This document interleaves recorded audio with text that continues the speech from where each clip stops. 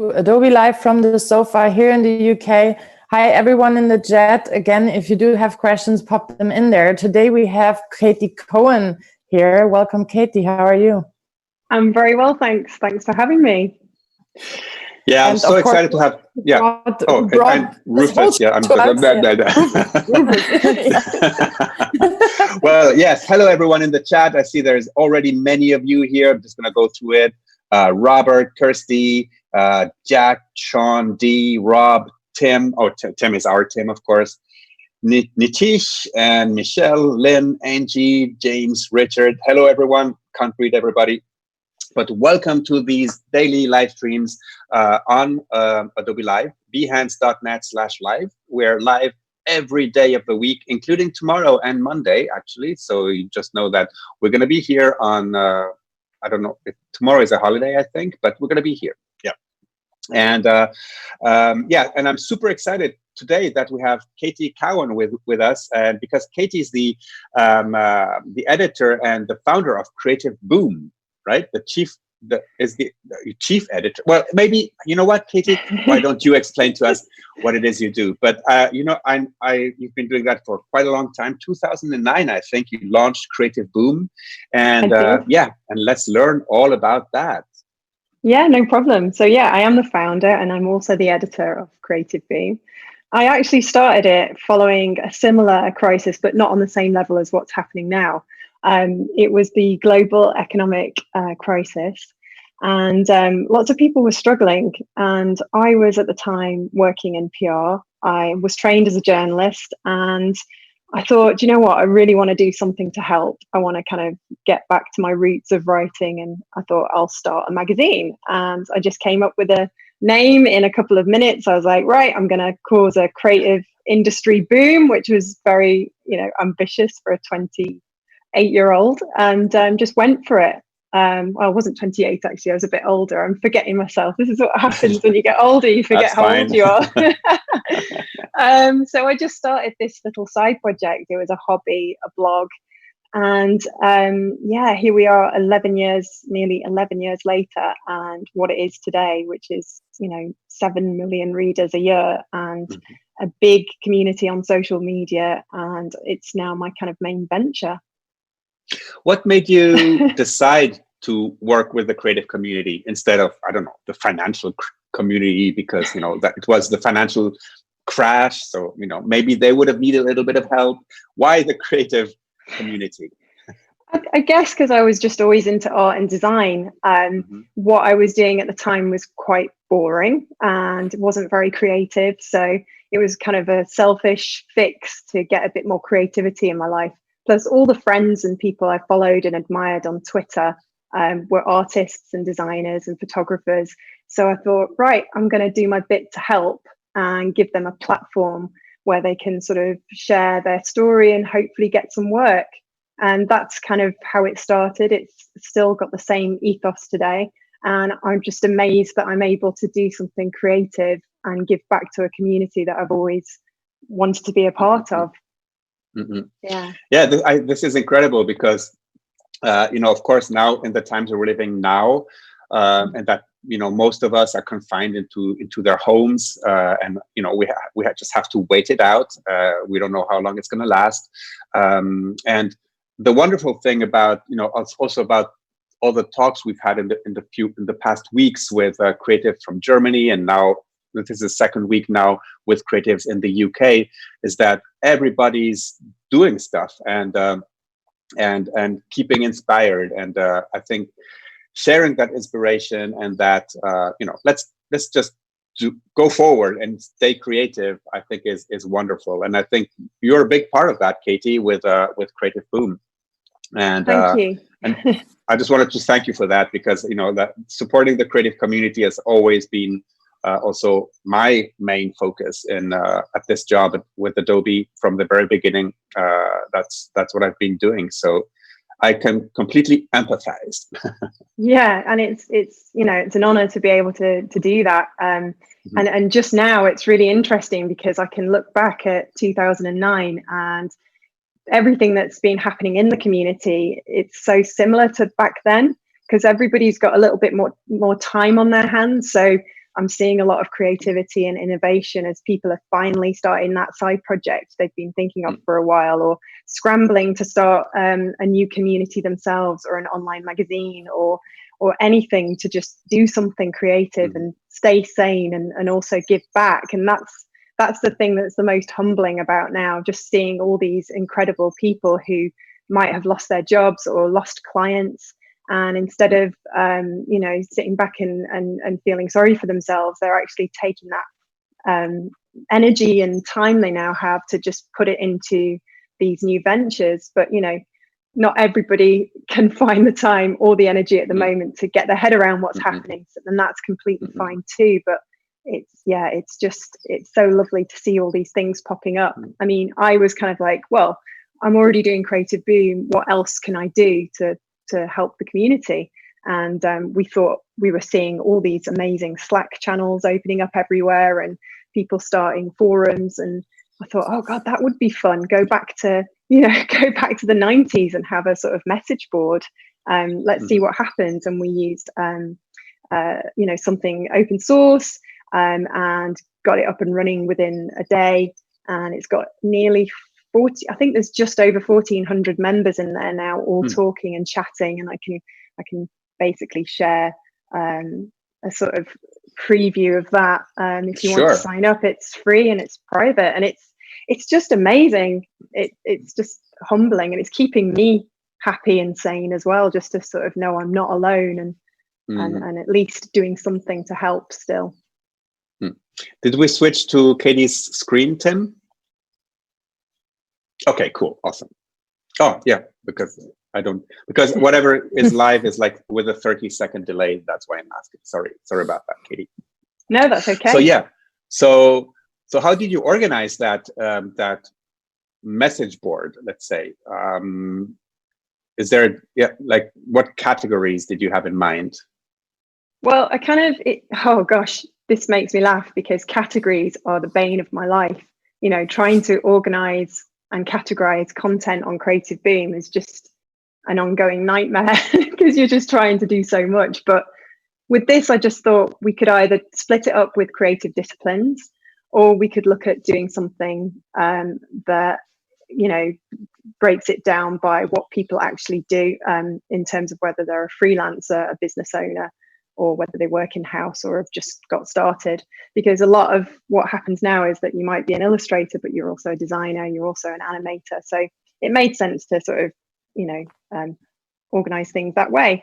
And the community have been great. They've been really collaborative. I've asked them a lot of questions and said, can you give me some feedback? What topics or categories do you think I should add? And they've just been absolutely phenomenal. I mean, some of these people that you can see here are just fantastic. Rob and Philip and Debbie, she's like, just all of them are contributing and helping and making it come together. And it feels very organic and exciting. And it feels like 2009 again, without all of the kind of stuff that we've had in the meantime that makes us, I don't know, feel the pressure to be perfect, when you've got kind of so many eyes on something as well, you kind of think, oh, it's got to be perfect before we launch it. Whereas with everything that's happened, we just kind of said, right, let's get something up and running within a day. And it was just really exciting. We used a piece of software called Discourse. Anybody can use it. It's available online, and yeah, it's just been fantastic. So do you interview these people and then write an article about it, or how does it work? No, this is purely just a chat room for the creative community. So they can come together and talk about money, and they can talk about, here's a job opportunity, here's a freelance project that you can get involved with. People are talking about fun activities to do at home. So that's quite nice. But what I do in terms of interviewing people, that is all on the magazine, which is creativeboom.com. This chat room is on chat.creativeboom.com, and anybody can join. It's completely free, and you can go in and chat away. We've got quite a few big names in there already as well, but for the sake of GDPR, I can't say who they are. But yeah, we've got some really interesting people in there helping and contributing. We have a question from Daniel. He's asking, Katie, did you ever imagine this project would become global? No, not at all. It was something I got set up on WordPress, and it was just going to be a kind of little project, a little hobby to see me through the economic crisis. And yeah, we were going to just start, you know, I could never have imagined, really, basically, is the short answer.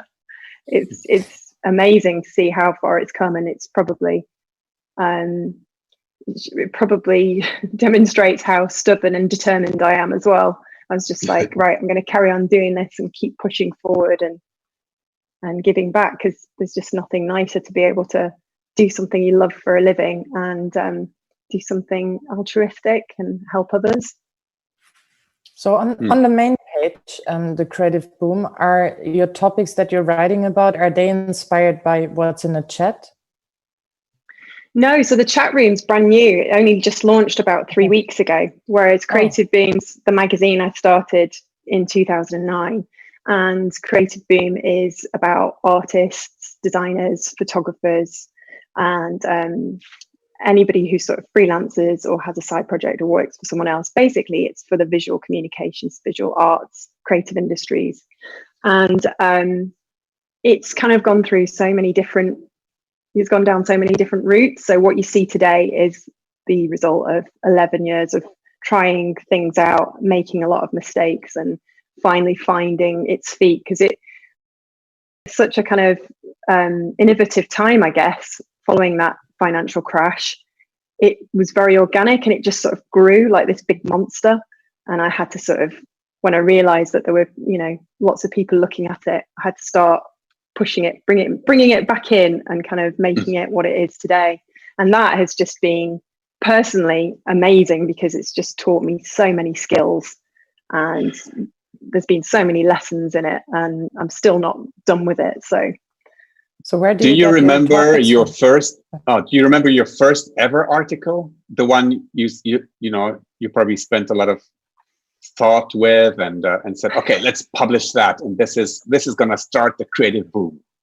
Well, no, actually, but back then it was kind of very basic, very simple. I would literally just scour. Actually, I would look at Behance, and I would look at all the online portfolio. I think there was one called Carbon Made back in the day. I used to go on there and get in touch with people and say, I love your work, can I share it? And I would say, this is Joe Blogs.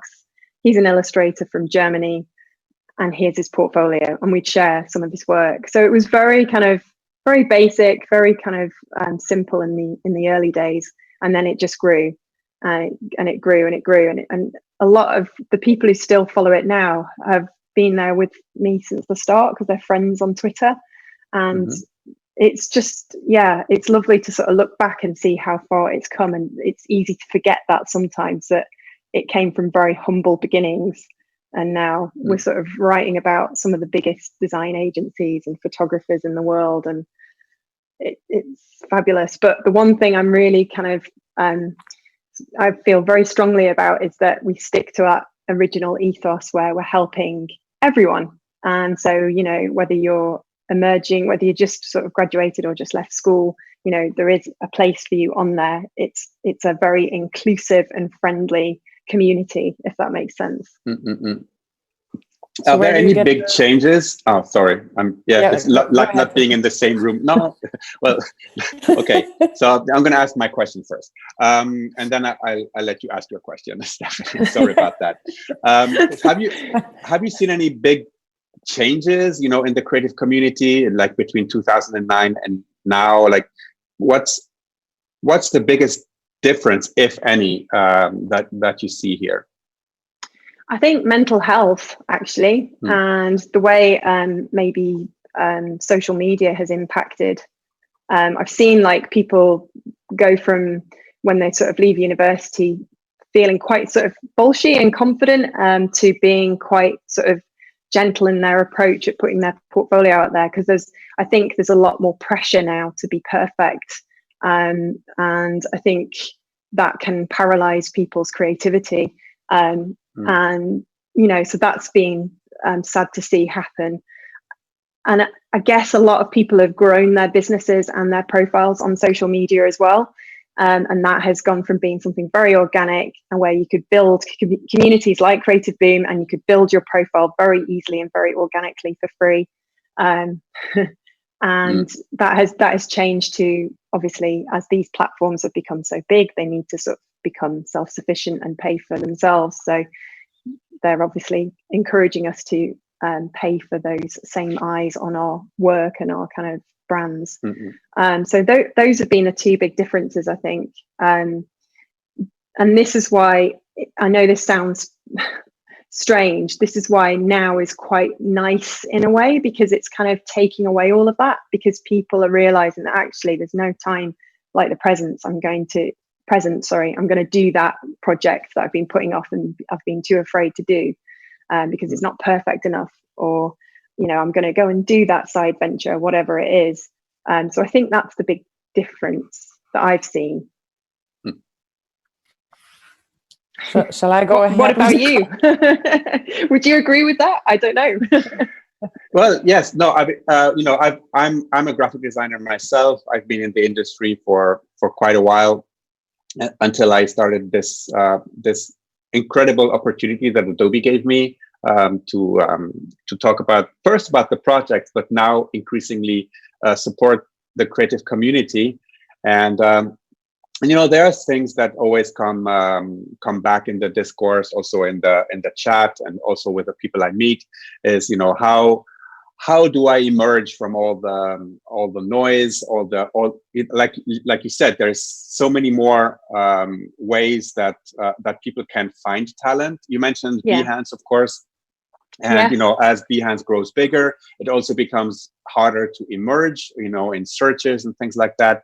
And I really appreciate, your thought about, mental health and how that can be oppressing to creatives. Like, how do I get my talent out there? And one of the advice I'm always giving is that 10 years ago, it was a very different world where every designer was expected to be some sort of a Renaissance designer and know everything, no HTML for websites, and no animation, and know how to make a magazine and things like that. Know everything, right? And what I'm seeing now in 2020 is finally, again, a focus on your core talent. And basically what I'm trying to push people to do is to focus on that one thing they love doing, and like filling their portfolios and their Instagrams and their social media with that one thing they want to be doing. And that's how they will be discovered for the talent in that one thing they love doing. Because who wants to wake up in the morning doing something that they might not enjoy all day? Exactly. Yeah, no, that is a really good point. And I think I've seen that as well. As like I've watched kind of illustrators maybe, or graphic designers go through their career, there's that lesson that they learn, and it's like, well, I need to develop my own style, and kind of find the thing that really kind of lights me up from the inside, and that'll just naturally then allow everything else to fall into place, right? That's the thing. Exactly. Because many people, and that included me when I came out of the art center in '92. Our teachers had brainwashed us so much into believing that we would become instantly successful, that we would be driving our first Porsche within the next 2 years, and things like that. Art directors here and there. And then, I graduated right into a crisis, and the crisis was the Macintosh. And basically everybody with a Mac at that point called themselves a graphic designer or art director or this and that. And suddenly all this just poof, went away, right? And this guaranteed success. And this was actually very, very good for me to go through that phase, to find myself and to suddenly realize, damn, I have to work. I have to actually create and do something and like build something around me. It's not going to be automatic. And and there's still a lot of people who are thinking that that things are automatic. But when in our talk before this chat today, we talked about Craig Black, who was on the show last week, and he's somebody who's so he does so many things. He's very good at creating content, like sharing content, and maybe that's the big thing that is important now, and that's the sharing part. Okay, and the more you being share, able to market yourself, isn't it? Yeah, exactly. Yeah. And have confidence in who you are and have confidence in your work. And that's not easy to get to, but I think part of that comes from doing what you love. Because if you believe fully in what you're creating, then, as I've said, the rest just follows naturally. It just becomes easy to be able to create content from your work and then talk about yourself in a way that kind of engages people and sparks their interest. So yeah, Craig is an excellent example of that. He's a machine on LinkedIn and has given me lots of marketing tips myself recently, because I've got a podcast episode coming up with him.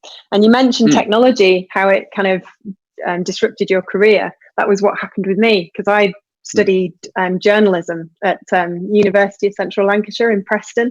And we were the first year to get digital tape recorders, rather than having to sort of put together the analog tape and paste it together with tape, with actual tape. So that was lucky, phew. And then when we left, when we got to our final year, we had an option of either going into print journalism, broadcast journalism, or something that was brand new for that year, online journalism. And I chose broadcast because my tutor said, you've got a nice neutral voice and you'd be good for radio. I was like, okay, that sounds good. And we all sort of snobbily pointed at the online journalists and said, what you're all on about, that's not going to last, and here we are. And it's really interesting how the internet has completely disrupted my career, but also given me so much back, because I worked in radio after graduating. I was reading the news on the airwaves and going around as a news reporter for about 5 years, and I loved it, but it was not the highest paying job, and it was a profession that was dying because all of the advertising revenue was going away from radio and onto online. So I had a really lovely boss called Colin Palmer, who was just probably the best boss I ever had, actually, and he encouraged me to go into PR. So I sold my soul and went into PR, and I went freelance a couple of years later. But that's kind of one of the reasons why I started Creative Beam as well, because I just really wanted to get some of that writing back in the journalism and just to have some fun and do something I love, something that I genuinely believed in. And just recently, in the last sort of 6 months, I've started a podcast for Creative Beam. That's right. Which is something I kind of really put off for several years for the same reasons that I was talking about before, just worrying about things not being perfect. And a few things happened in the last couple of years that knocked my confidence. And I thought, you know what, I'm just going to do it, because I think this will be really good to push myself again, because I've been doing Creative Beam for 10 years. There's always a lesson to learn with Creative Beam, but there can come a point where you feel a little bit stale and you need to sort of really kind of turn yourself upside down and get that feeling again of excitement that you're like out of your comfort zone. I don't know who said it, but it really stuck with me and gave me the kick I needed to start the podcast. And they said, be comfortable with being a beginner again. And that's like, wow, that's amazing. I never really sort of saw it that way. Just be comfortable being a beginner and like understand that you're probably going to be harder on yourself than other people will. So just do it.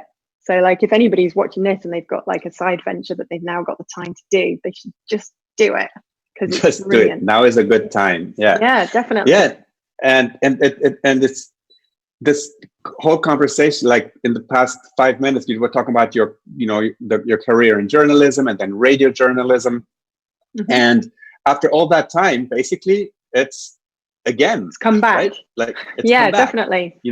Going with the microphone and I love it. And yeah, it's a little bit different, and I thought I was a bit cocky actually when I was getting back into it, because I thought, I can do my own editing using, you know, Adobe's products, and I can do all this stuff. And the technology hasn't come on that much actually compared to 17 years ago, which is when I last read the news. It's still sort of handheld recorder. It's still sort of, you know, very similar. However, just completely didn't know what I was doing. So that was quite nice to be out of my comfort zone and build my confidence again in something completely new. And I outsourced my editing because I realized that spending days and days trying to figure out how to bring 2 clips together is probably not the most efficient way to spend my time. So I worked with a really nice editor called James. He runs a company called Be Heard. And he's just been amazing and helped it all sound fantastic. So thank you, James.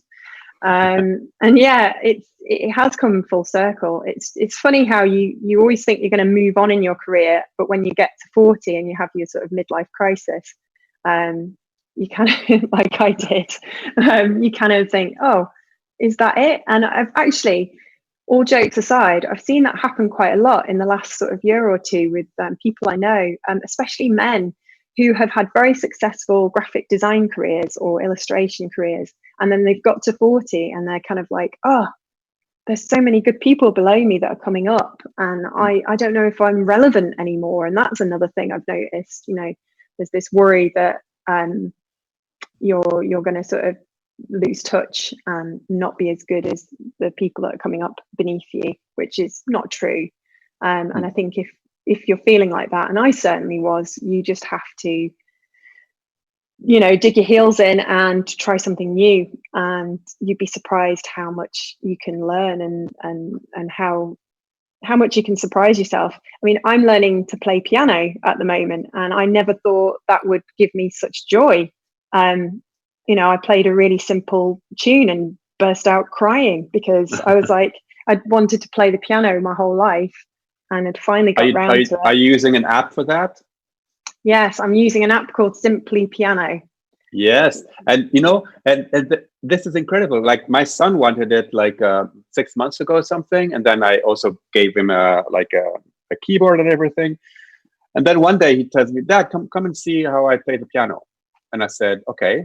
And he was playing the piano, and I said, "Oh, yeah. But you're not looking at some buttons and things that tell you where to put your finger?" "No, I'm reading the music." Yeah, it's amazing. What? It's amazing. It is amazing. I'm reading music and I'm just so excited. I keep looking this way because that's my piano over there. Oh, like, you want to go there?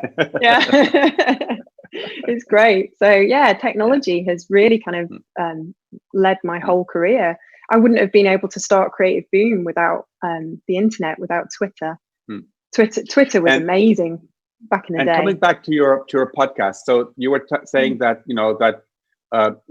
get out of the comfort zone, and then how did you feel when you sent out that first podcast? And and the response was immediate, right? Like it was super surprising even to yourself, no, to see how quickly successful that became.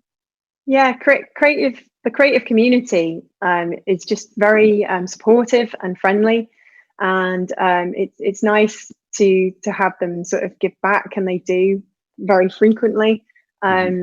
So to put myself out there, I was very vulnerable at the time when I launched it. My confidence had taken a dip the year previously with personal things going on, so I felt very vulnerable. I purposefully avoided like looking at other people's podcasts whilst I was making these first episodes, and I kind of just threw myself into it and tried to just keep myself busy and not overthink it. And I think that was the trick for me, the work for me, just not compare myself to other people, not listen to any podcasts leading up, not listen to anybody's advice, just listen to my own gut and what I remembered from my radio days, and kept saying to myself, you're a beginner, it's okay if it's not perfect.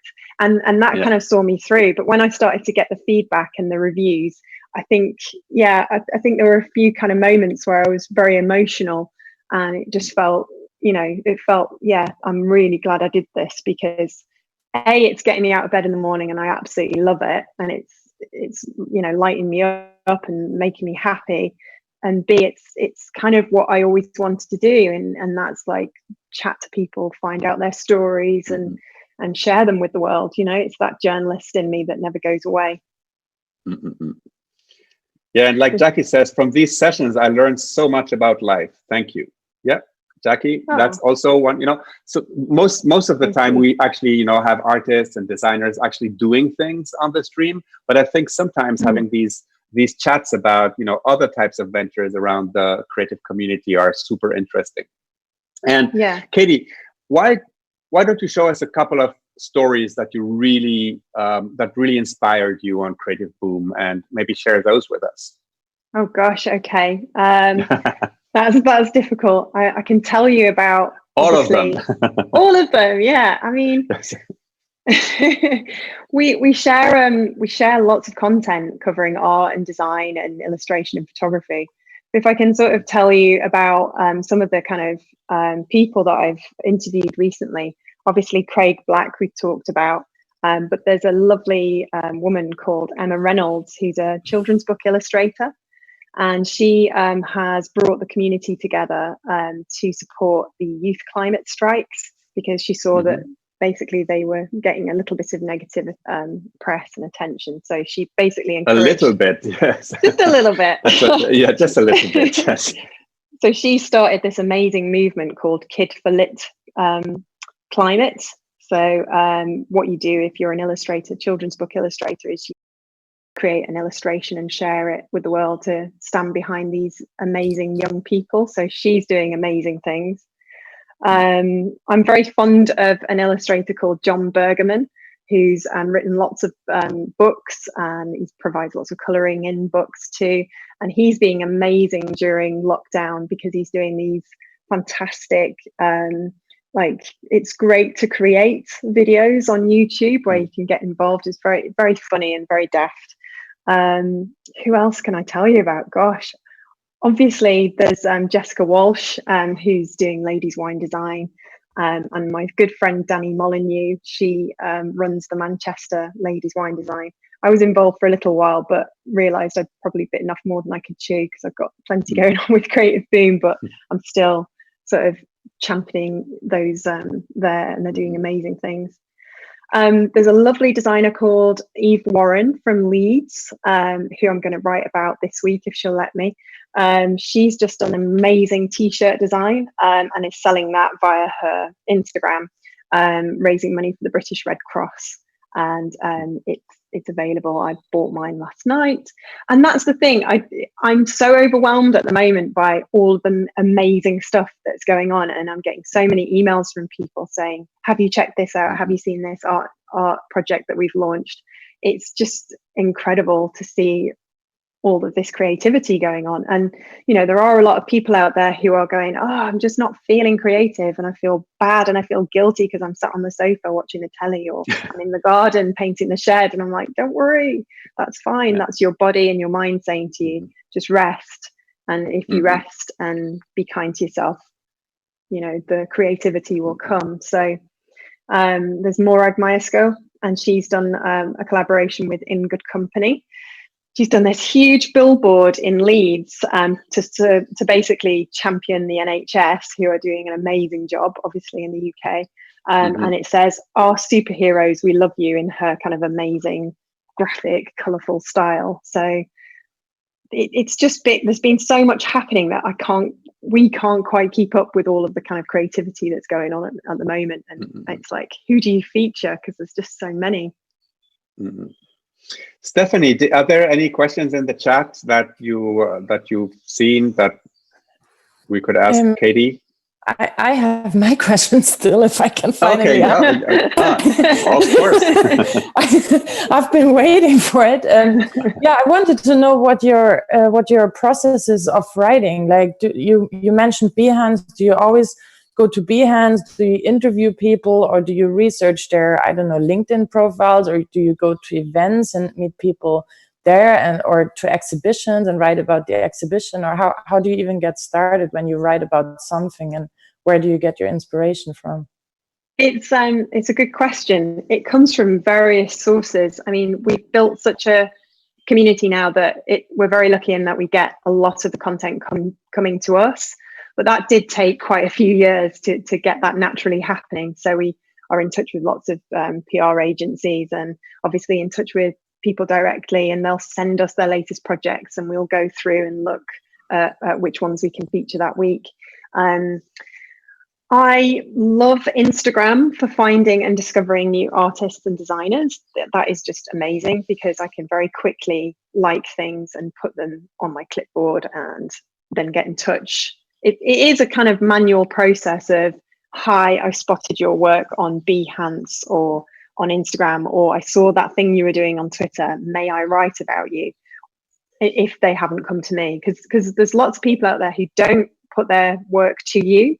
Whether that's because they're so famous they don't need to, because everybody goes to them, that's fine, or they're kind of a little bit shy of putting their work out and don't think they're worthy of people writing about them. So it's nice to be able to reach out and go and say, hey, I saw this. So it's a very sporadic thing on a daily basis, sometimes when I'm having my cup of tea in the morning, or sometimes even when I'm in bed, haven't even got out of bed, and I'm looking at Instagram and like seeing what amazing stuff there is out there and who I can follow.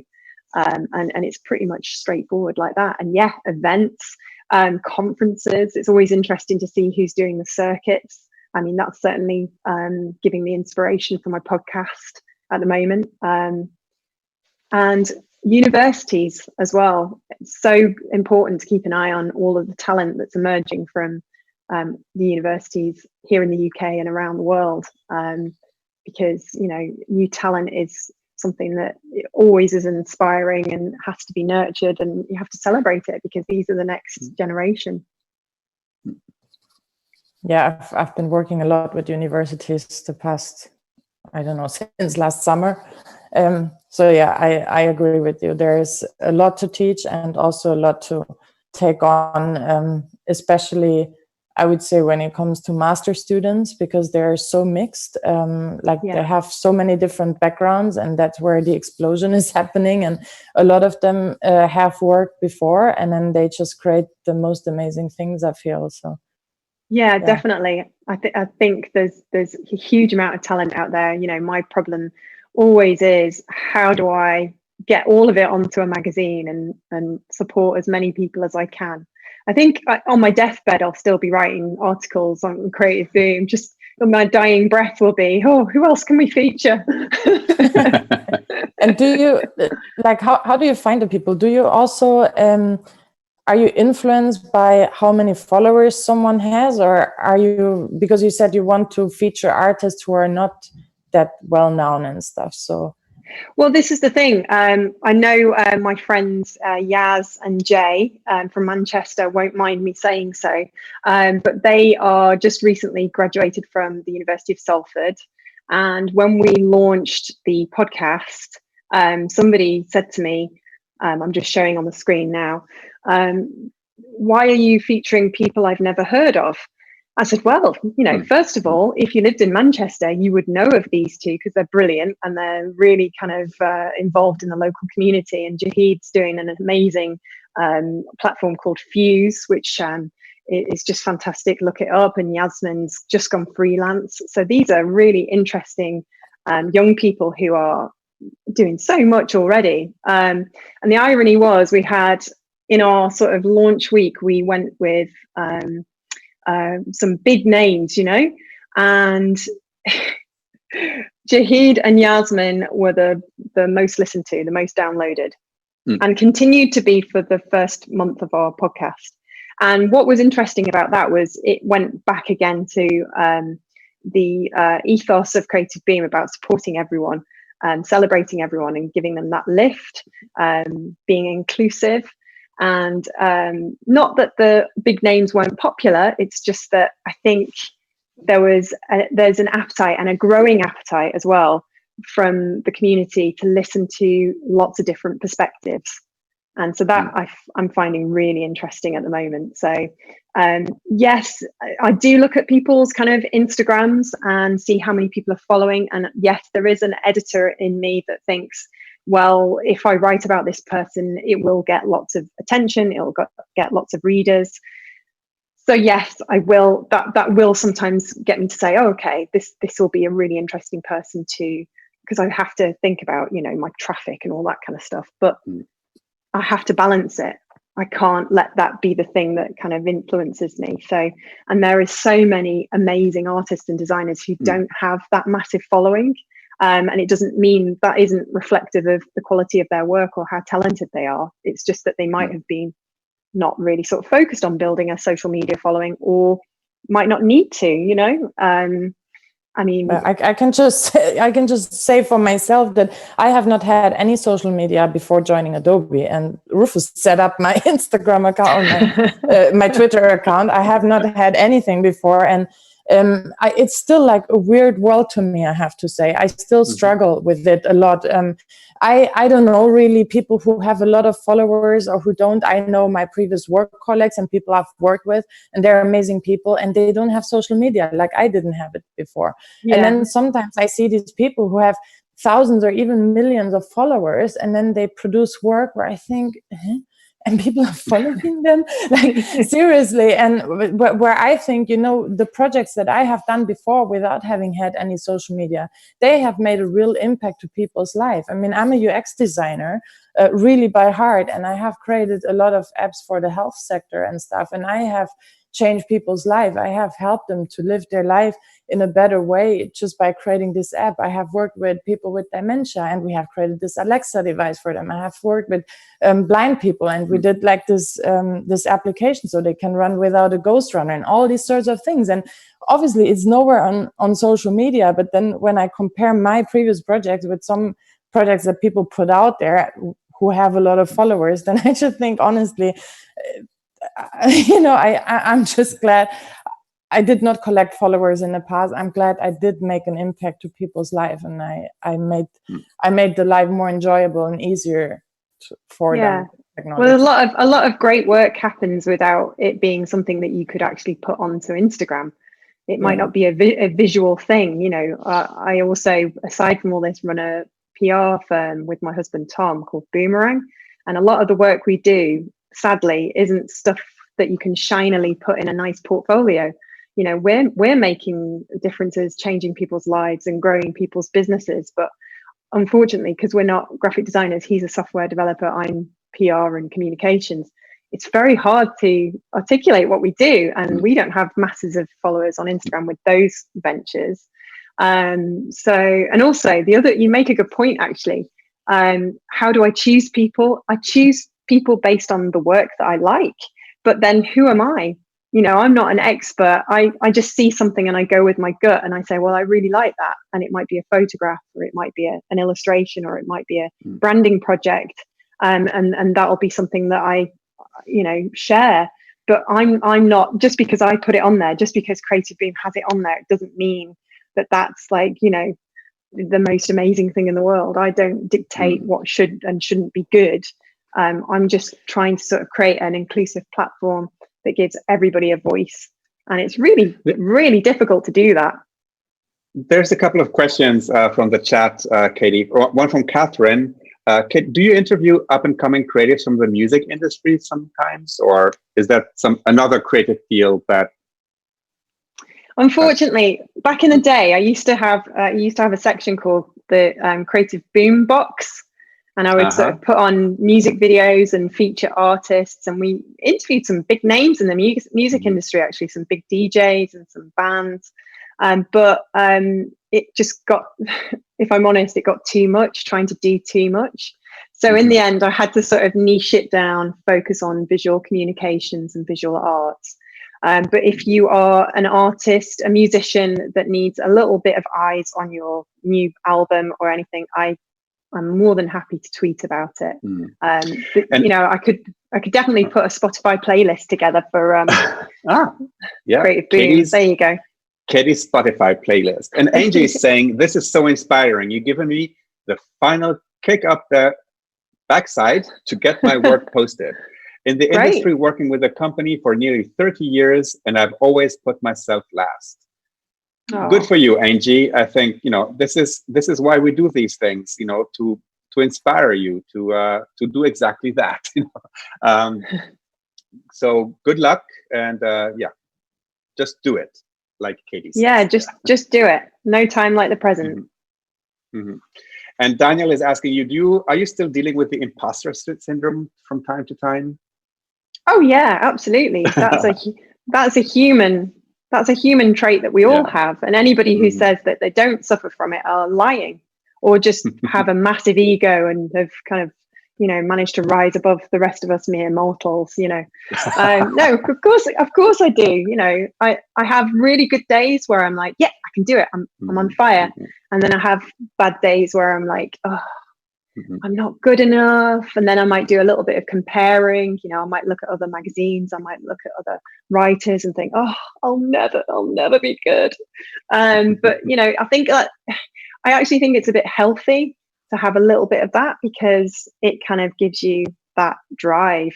You'll wake up the next day and go, okay, right, Katie, right, what are we going to do today to fix this? And you get on and you march on. And I've been doing that for 20 years.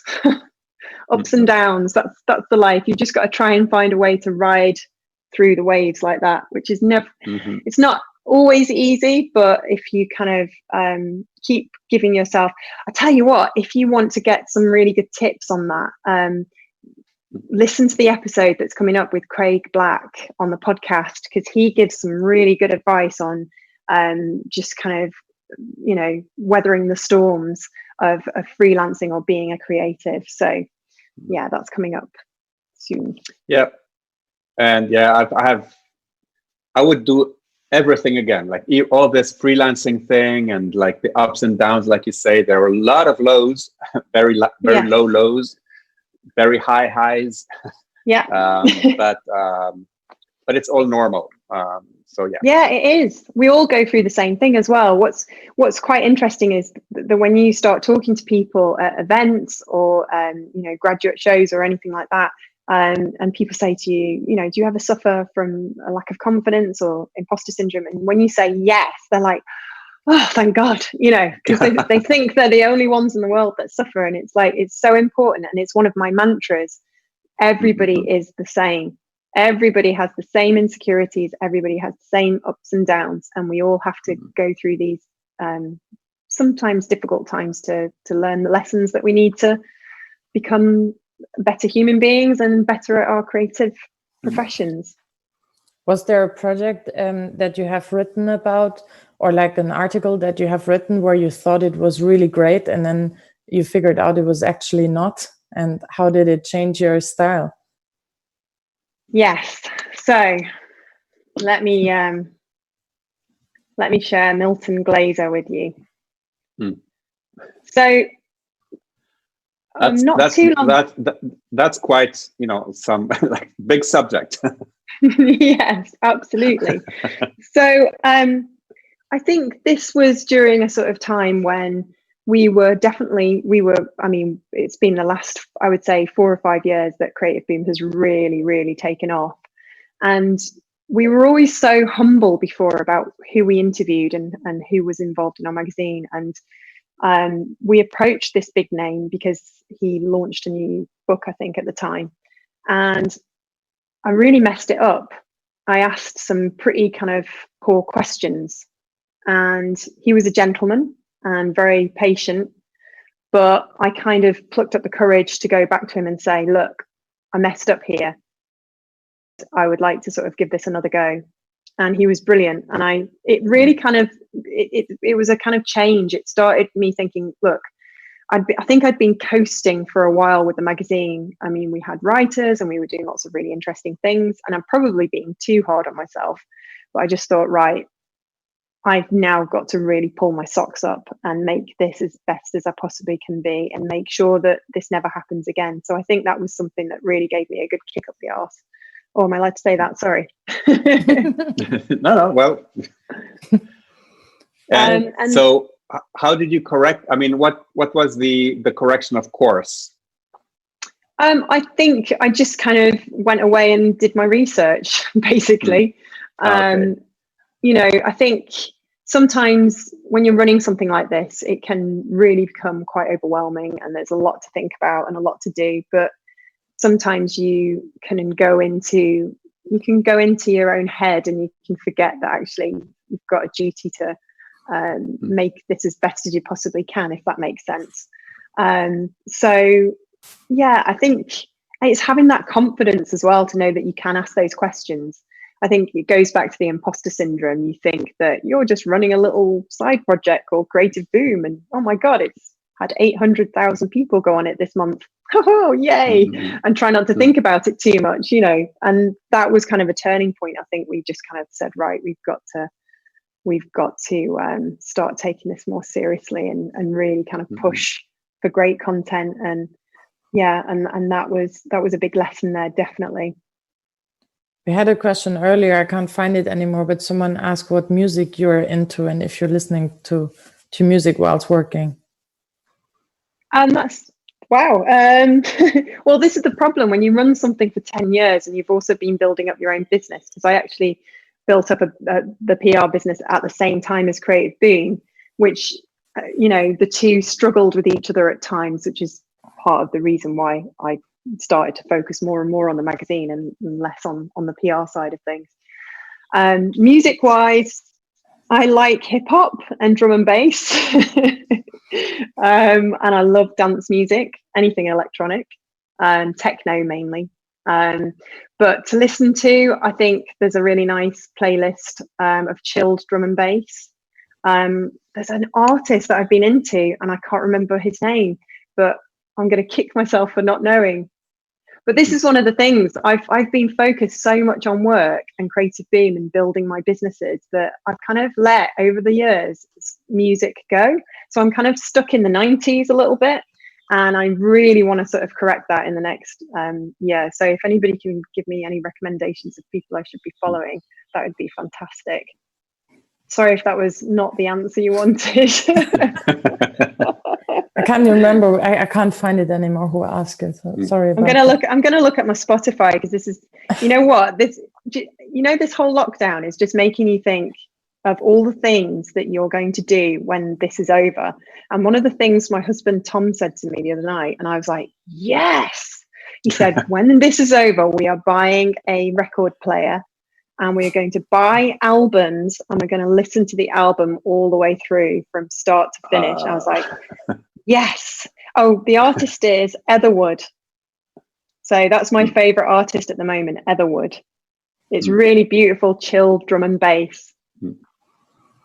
I have a different question. How do you measure the traffic on your website? And do you also run events, or is it just that website?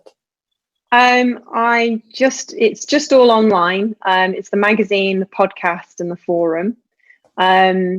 We've never really gone down the road of events. No reason, just never sort of kind of ventured that way. But, you know, watch this space, that might be changing. And what was the other question? How do you measure the traffic on your website, on the podcasts? We use a combination of Cloudflare and Google Analytics to measure the traffic. Well, let's slightly change that question. How do you measure success? Or that? Oh, I guess doing something I like for a living. That's something that makes me happy. I mean, my parents said to me from a young age, if you can find a career that makes you happy, that's the most important thing. And so I did. I went into journalism and it didn't pay very well and I couldn't afford to buy a house. So I had to tweak my career a little bit, and but I, you know, found my way back into doing something I love. So yeah. So it always comes back to that. It's like, focus on the things you love doing. And I know it sounds very cliche and, you know, and all of that, but it's really true. It is so true. Yeah, you have to love, you have to truly believe in what you're doing, because otherwise you'll just be going through the motions and you'll be on a treadmill and you'll just be living for the weekend. You know, you want to, it's easier said than done, but you want to find something that doesn't make you look at the clock, that is something that you shouldn't be talking about when you're cooking dinner and dancing to drum and bass in the kitchen, but you're so passionate about it. You're so passionate about what you do that you can't help but still talk about it.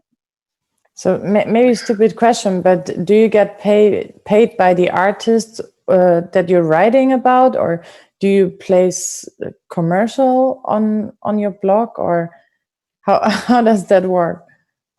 I basically don't charge the people that I feature, the artists, the designers, the photographers, the independents. I've never charged them. What I do is I make money from advertising and sponsored partnerships. And I've tried to make it over the years as subtle as possible, because I myself don't really like advertising on websites. So we've never done any annoying pop-ups, and we've never pestered people for their email address to join our newsletter. So everything we've done is very organic and as gentle as possible, which, you know, some could argue that's not probably the right way to go about, but I'm quite proud that we've done it that way.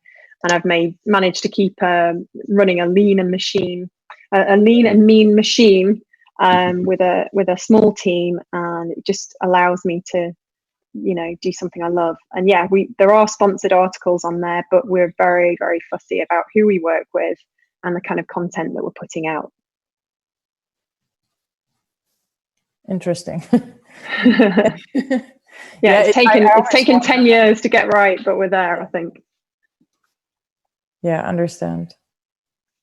And we only have a few minutes left, Katie. Maybe if you want to, you know, this whole Adobe Live from the Sofa is geared towards the UK community, and artists and designers and creators from the UK are here on the show. And maybe one last thought of how to keep creative during these challenging times, and not to feel too much of the pressure, let's say.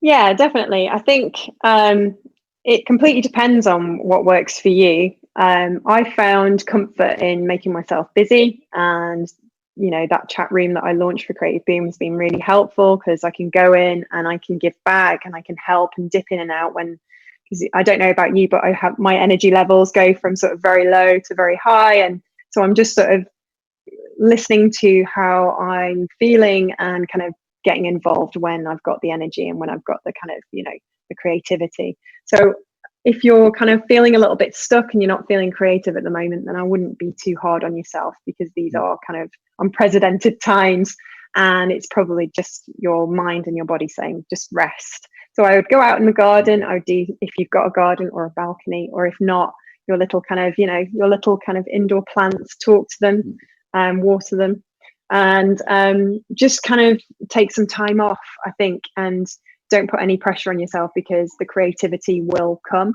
You'll be out on one of your daily walks, which we're allowed to do here in the UK, or runs, and then you might find that the spark comes back from nowhere, and it could be, you might want to write something, it might be a blog post that you want to write for your website, you might want to just make something new, you might want to make a new t-shirt like Eve Warren's done and raise some money for charity, or you might just want to get involved with one of John Bergerman's It's Great to Create, where you get some goggly eyes and put them on something like a water bottle and share it on Instagram. The point is, don't put any pressure on yourself, because now's not the time to kind of push yourself if that's not where your mind is. Well, thank you so much, Katie. And for the community, remember, Creative Boom, the blog, the podcast, the chat room, everything's there. So I know that many people in the chat have already subscribed right now today, so great. You're probably going to see a few people coming in today. And yes, that was super inspiring, Katie. And thank you for everything you do for the creative community. And likewise, thank you. Thanks for having me. Stephanie? Yeah, thanks. One last remark, question? Yeah, thank you all in the chat for joining. Thanks, Katie, and thanks, Rufus, for bringing Adobe Live to the UK. Thank you. It was about time to bring Adobe Live to the UK. Well, thank you, everybody. And we will be back tomorrow with Tony Harmer, who is going to show you some tips and tricks in Photoshop. Last week, we had him do Illustrator. Tomorrow, it's going to be Photoshop. And Katie, thank you so much from the bottom of my heart. Thank you. Take care. Bye.